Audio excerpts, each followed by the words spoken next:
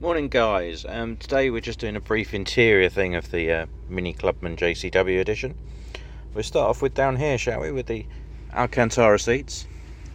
These have got the bolster adjustment on the sides.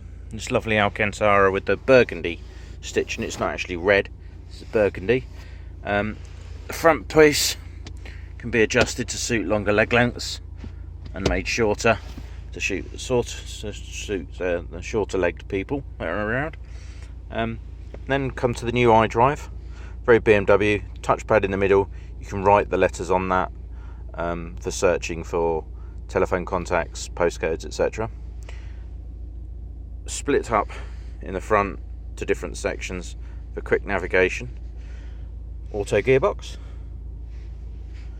two little cup holders in the front, and your tray down there with auxiliary input for your speakers, etc., and a USB port. Then we've got the new information area, control of your heating done on a slide, and again in the middle you can change where you want your air to go to. Press and change the fan up and down, etc. on that. So you can see, there we go, back to normal. Climate control for each separate side this time, which is rather nice. Still the old toggle switches for controlling a few bits and pieces. The auto park function, so you can pull up against a parallel parking space, and the car, click that down, choose it on the sat nav parking aid, and it will say that you can fit in the space, and then you can just tell the car that that's the space that you want, and it will do the manoeuvring for you. You just have to control the accelerator and brake. Come up to the big widescreen sat nav on this. It is a touchscreen sat nav. You can change all your options and everything in there of what you want to see, points of interest, etc., and things like that. That also controls the media center, what you've got connected to it, auxiliary inputs, streaming from your phone to through Bluetooth, etc., everything like that in there. Got the new dash, which sort of has this wrap-around oval that goes right the way around the front of the car, and then back down again.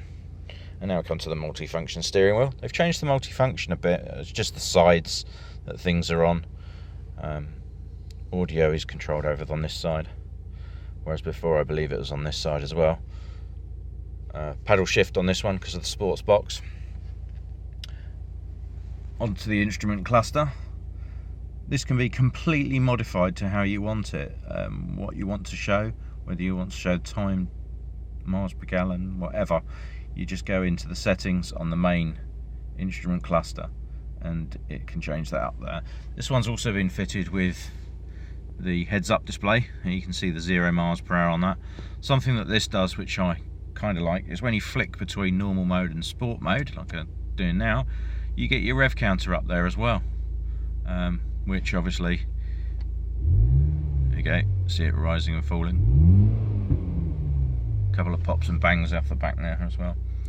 So go back to green mode, and then they've introduced a new green driving mode, which sort of, I think, is a bit weird in a JCW to have a green driving mode, because you don't buy a JCW for its greenness, you drive it for its drivability. But if you flick it into green mode, up on the instrument cluster here, you can see this bar, and the dot moves up and down depending on how well it considers your driving against its optimal driving. So if you want to get the most MPG out of it, you need to drive trying to keep that dot in the position that it's in now, rather than it sliding along the scale, which just is okay, you know, if you're that way inclined. But people who drive along the road and do 22 miles an hour and take 7 days to accelerate really annoy the hell out of me, so I don't have it in that. I don't think I've ever driven a JCW in anything other than sport mode. I just don't see the point. Mid mode, yeah, okay, if you're driving along the motorway, your long journey, chuck it into mid mode. Don't worry about sport mode, you don't need it really. I just like the sport. I like the feeling of the heavier steering wheel, better throttle response and things like that that the sport mode gives you. which is good. A couple of little things that this car does as well, which I think is quite cool, is if we go over to the side mirror over here on the passenger side, when you throw the car into reverse, it dips and shows you the side of the car. So let's see if I can make it do that. So there we go. So now I'm in reverse, it actually shows me, so I can see where the curb line is and things like that. So put it back and it comes back up automatically there. And of course on the central navigation, while you're in reverse, you've got your rear view camera on that, which is great. And you've got your touch screen for parking and things like that. It shows you bits and pieces. You can change the dimness and brightness and everything up here. Go over to a couple of the settings. You've got your media in here, so all your DB stations are on that. But if we go back over even further, you've also got music collection, so you can actually download from USB to the car, so you don't have to have a USB stick in this car permanently. Once it frees up some memory and things like that, so you can store even more. Got your phone obviously linked to it. And again, if you've got the Mini Connected app, you can use Deezer, etc. on this.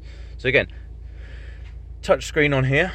You can go into your car and find out about your vehicle settings, things like this. Again, you can either use the touch screen or you can even use the touchpad down here, which I tend to prefer using the touchpad. Gives you everything about that.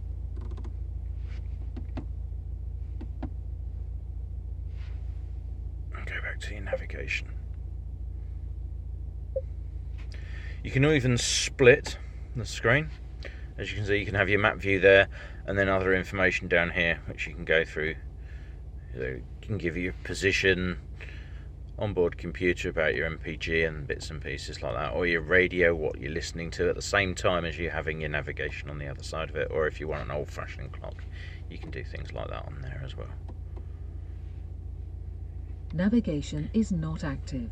So there you go, which is clever. Okay, so that's just like a brief bit. I mean, this also has got, I like to add the Harman Kardon speaker system in here as well. This is quite cool, I like this. The dots on here, this is the side trim for the car. It's probably easier if I show you on the other one. There we go. That's for the ambient lighting. Each of those little dots are micro LEDs, and as I cycle through the colour settings, as you know, the Mini can change its colour settings. So there's the green one, there's the red one, just pick that up slightly. It changes to match the ambient colours that you pick for each one. They go back to blue, which is a nice little touch. All the footwell changes in its colour and of its ambient temperatures and stuff as well, so to suit what you want to do. Again, so does the ring. The ring changes colour depending on what you're doing as well, so while you're driving along you can change it into what functions you want it to show. So if you pick your media, it will change a certain colour. If you pick your navigation, it will change to another colour. It'll also do things like it will mimic the rev counter, so as you build the revs up, the line up here comes up with it and this end is red, to show that you're reaching your red line, etc. So that's just a little bit more of the interior of this car really. I'll do another video later. I've got this car for another day and a half, so I'll do another video later on today, I think. Okay, catch you later guys.